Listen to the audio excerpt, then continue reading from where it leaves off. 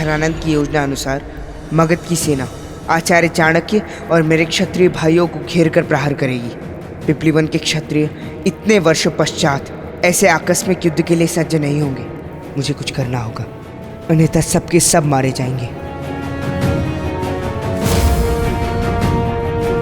मार्ग साफ है, हमें अब शीघ्र ही किसी सुरक्षित स्थान पर चलना चाहिए।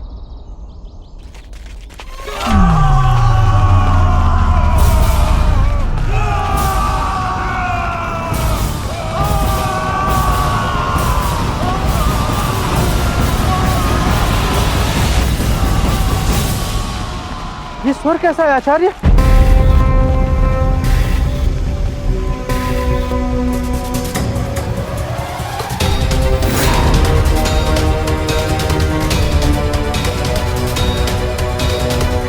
ये अवश्य ही धनानंद द्वारा फैलाया गया कोई जाल है। सम्राट, मेरे विचार से मुझे भी आपकी सेना के साथ जाकर उस चाणक्य को बंदी बनाने में उनकी सहायता करनी चाहिए। प्रणाम। रुको दास, तुम व्यर्थ ही चिंता करते हो।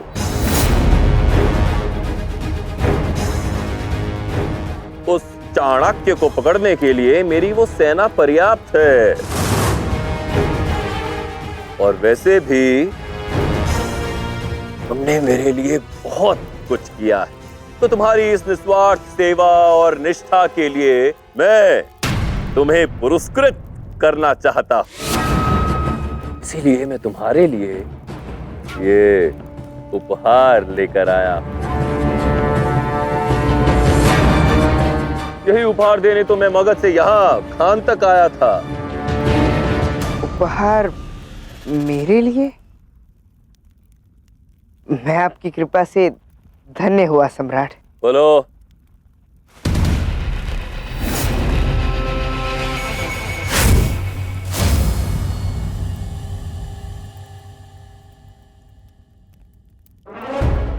यहाँ ये दुष्ट सम्राट मुझे उपहार में शस्त्र दे रहा है और वहाँ मेरी सेना इसी धनानंद के सैनिकों के सम्मुख निशस्त्र खड़ी है। आशा करता हूँ कि इस समस्या का पिपलीवन के सभी क्षत्रिय डटकर सामना करेंगे।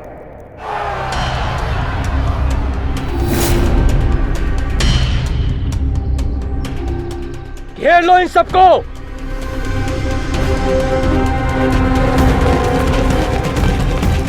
महाराज ने इन क्षत्रियों के घेराव की नीति चाणक्य को पकड़ने हेतु बनाई थी, परंतु वो चाणक्य है कहां? आचार्य, हम यहाँ क्यों खड़े हैं? चलिए चलकर उनकी सहायता करते हैं। नहीं स्थूलभद्र, यदि हमने ऐसा किया तो धूर्त धनानंद की ये योजना सफल हो जाएगी।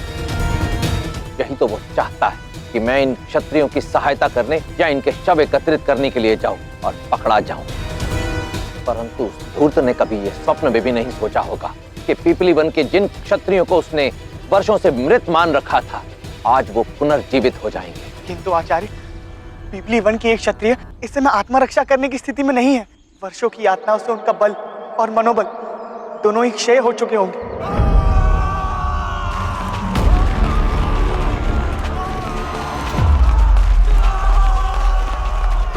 व्यक्ति की वास्तविक शक्ति उसके शरीर में नहीं, उसकी सोच में होती है। और आज समय आ गया है जब इन क्षत्रियों को अपनी उसी सोई हुई सोच को पुनः जागृत करना होगा। जैसे एक साधारण व्यक्ति कभी श्वास लेना नहीं भूलता, उसी प्रकार एक सच्चा क्षत्रिय कभी शस्त्र विद्या या शत्रु के सामने अपने शस्त्र उठाना नहीं भूलता। हम इन्हें हमसे अपनी मुक्ति पुनः नहीं छीनने देंगे। हम लड़ेंगे इनसे, लड़ेंगे हम इनसे। चलो।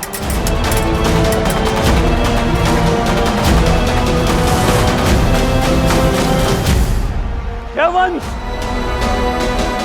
वृक्षों का आवरण लो और ऊपर से प्रहार करो। शत्रु के सर चढ़कर वार करो। वृषांक, कुछ लोगों को लेकर फैल जाओ और गोले का आकार बनाओ। पूरब और पश्चिम दिशा को संरक्षण दो। चलो। बलदेव, पीछे के भाग को सुरक्षित करो, मैं उन पर आगे से प्रहार करूंगा।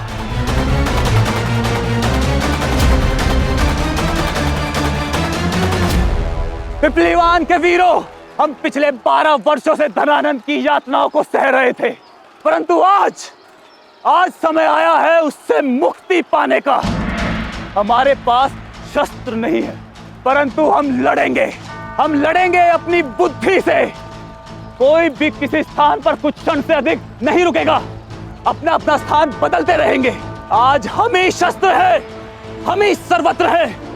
स्मरण है ना पिपलीवान के वीरों, न मृत्यु से भय, न जीवन से पीत, विजय या वीर गति, यही है पिपलीवन की रीत।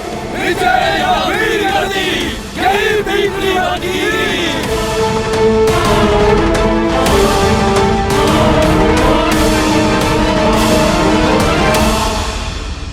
क्या कूटनीति रची है आपने आचार्य। ये सभी क्षत्रिय तो वास्तव में धनानंद की सेना से लड़ने को सज्ज हैं। ये तो केवल आरंभ मात्र है। अभी देखते जाओ कैसे इन क्षत्रियों के हृदय में धधक रही प्रतिशोध की ज्वाला धनानंद की सेना का विध्वंस करती है। आज जो इनके समक्ष खड़ी है वो धनानंद की सेना नहीं, वो स्वर्णिम अवसर है जो इन्हें वर्षों की परतंत्रता से मुक्ति दिलाएगा।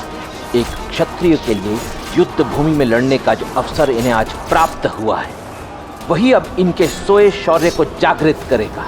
चंद्रगुप्त के कारण उस सोने की खान से निकलकर ये सभी अपनी शारीरिक बेड़ी से मुक्त होने में सफल रहे, और अब धनानंद की इस सेना से लड़कर ये अपनी मानसिक दासता से मुक्त होंगे। तभी होगी इनकी वास्तविक मुक्ति। इसके बारे में सम्राट को शीघ्र सूचित करना पड़ेगा।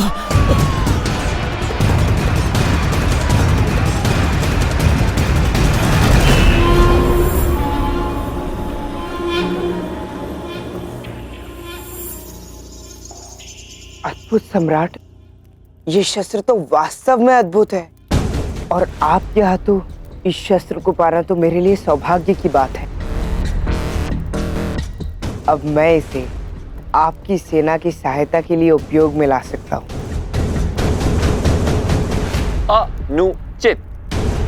अनुचित शब्दों का चयन किया है तुमने दास। सबसे पहले ये तो देख लो कि ये शस्त्र कितना विध्वंसकारी है। कैसे समाप्त करेगा ये हमारे शत्रुओं को।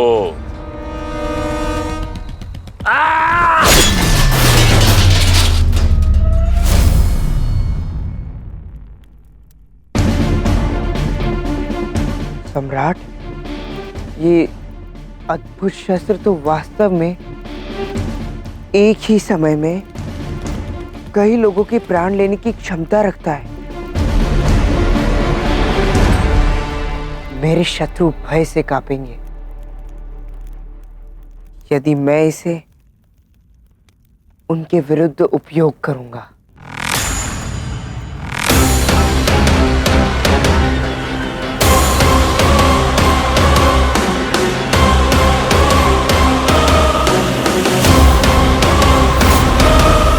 सम्राट,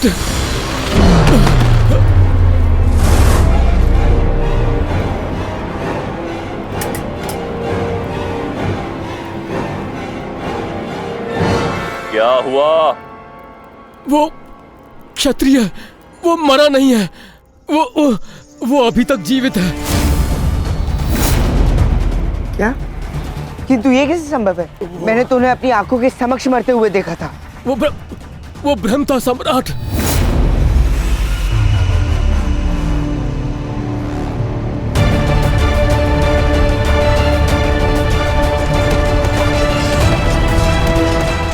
वो हमारे सैनिकों के ऊपर हावी हो रहे हैं सम्राट। अगर समय रहते हमने वहां पर और सैनिक नहीं भेजे तो शीघ्र ही वो क्षत्रिय हमारी सेना का अंत कर देंगे सम्राट, और भाग जाएंगे। महामात्य, सेना एकत्रित कीजिए। वो क्षत्रिय इस प्रकार मुक्त होकर भाग नहीं सकते। हे महामहिम,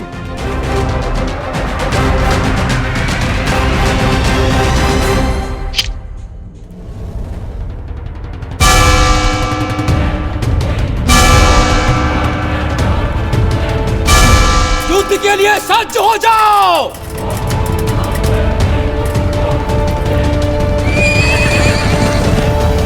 मां महिम, हमारी सेना सज्ज है।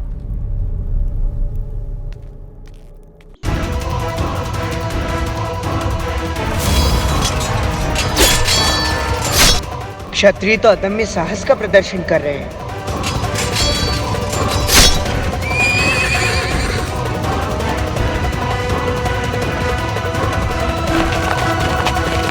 यदि मैं कुछ समय के लिए धनानंद को रोक पाऊं,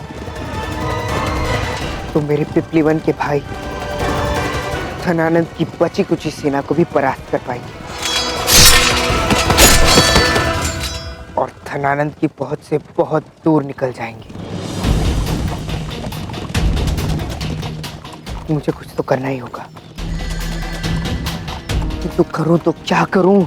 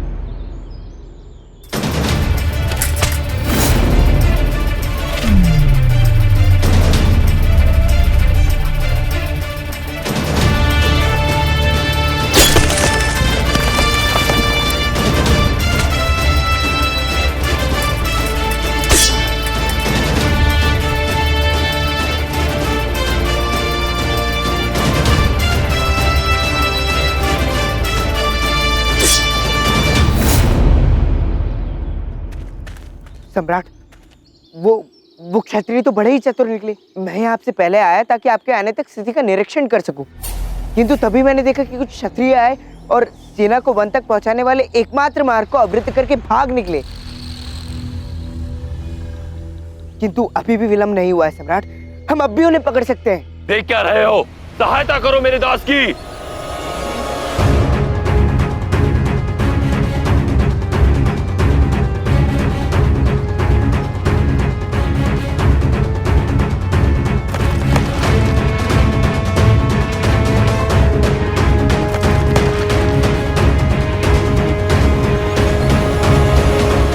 अग्निमुख, आशा करता हूँ कि इस अवसर और समय का लाभ उठाकर तुम और तुम्हारे साथी यहाँ से शीघ्र ही भाग पाएंगे।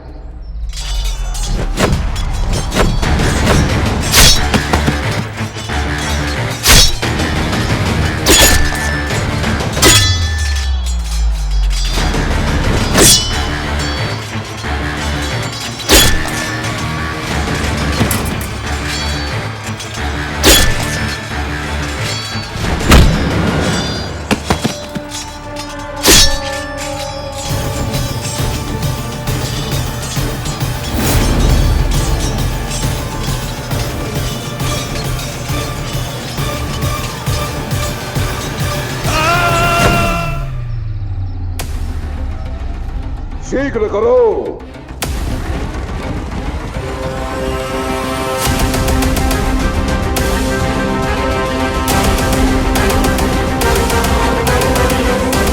आशा है कि धनानंद के पहुंचने से पूर्व ही सभी क्षत्रिय सुरक्षित निकल जाएंगे।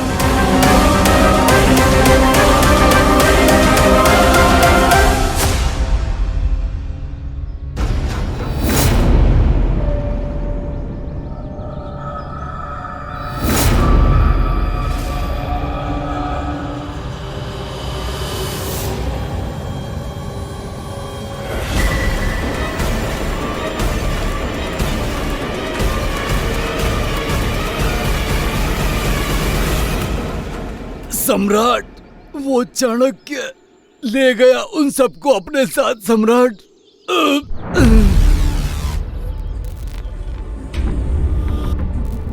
चाणक्य! चाणक्य!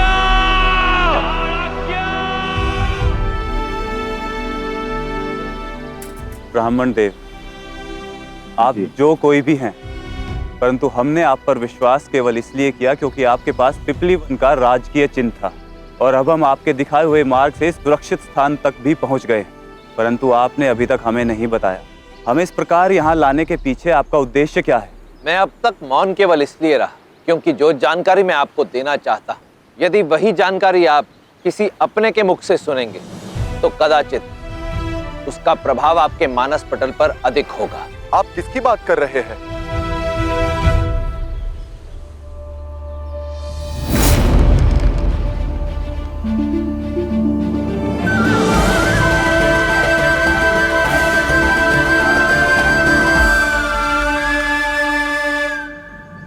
सेनापति मत्सलदेव, इस योद्धा ने अपनी तलवार त्याग दी। तुम्हें तो चंद्रगुप्त को डांटना चाहिए। क्षमा कीजिए महाराज, मैं कृतज्ञ हूँ। आपने और महारानी ने सदैव मुझे अपने परिवार का हिस्सा माना, परंतु इन नन्हे राजकुमार को मैं डांटूं, ये मुझसे नहीं होगा। सेनापति मत्सलदेव,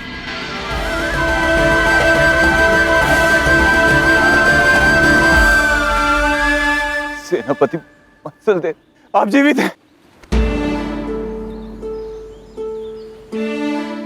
हाँ, मैं जीवित हूँ, क्योंकि धनानंद मुझसे केवल मेरे पांव छीन पाया, उसके विरुद्ध लड़ने का मेरा संकल्प नहीं। जीवित तो हम सब थे, परंतु प्राण आ जाए,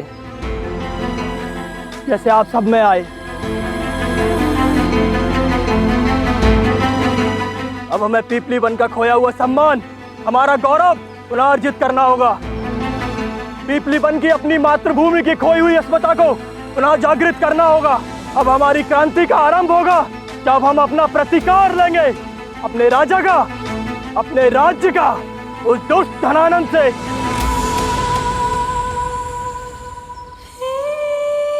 आप सब इतने मौन क्यों हो गए?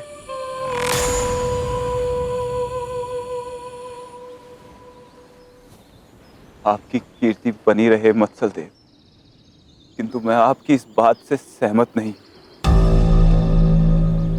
हाँ, ये सत्य है कि हमने एक सेना को आज परास्त किया है, परंतु वो बहुत छोटी सेना थी मत्सलदेव। धनानंद और मगध को परास्त करने के लिए हमें एक कुशल नेतृत्व, एक उचित कारण की आवश्यकता है, और यदि प्रतिकार के लिए ही हमें धनानंद से युद्ध करना होता तो गत 12 वर्षों में हमारे पास अनेकों अवसर आए, परंतु हमने विरोध नहीं किया, क्योंकि सत्य यही है, अब हमारे पास युद्ध करने के लिए ना ही तो कोई लक्ष्य है और ना ही कोई कारण है। कारण है, अभी मौर्य वंश का सूर्यास्त नहीं हुआ है। पीपली वन के राजकुमार महाराज चंद्रवर्धन और महारानी मूरा का पुत्र राजकुमार चंद्रगुप्त मौर्य जीवित है।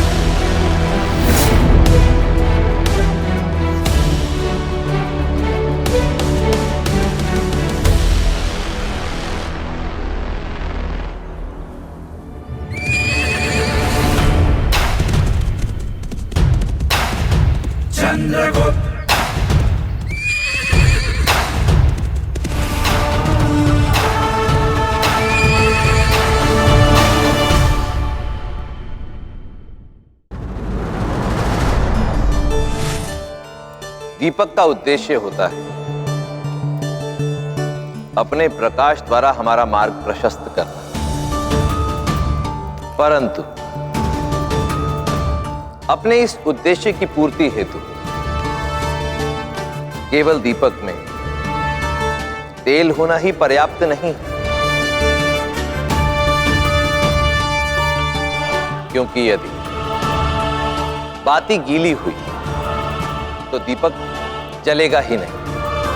यदि पवन का वेग अधिक हुआ तो जलकर बुझ जाएगा, और यदि सूर्य के प्रकाश में दीपक का प्रयोग करने का प्रयास किया तो कोई लाभ नहीं। इसी प्रकार के होते हैं हमारे निर्णय। उनके सफल होने के लिए केवल उनका दृढ़ होना ही पर्याप्त नहीं, उचित समय, स्थान और परिस्थिति में लिया जाना भी उतना ही महत्वपूर्ण है। तभी वो आपका मार्ग बनाएंगे, अन्यथा उनका कोई लाभ नहीं।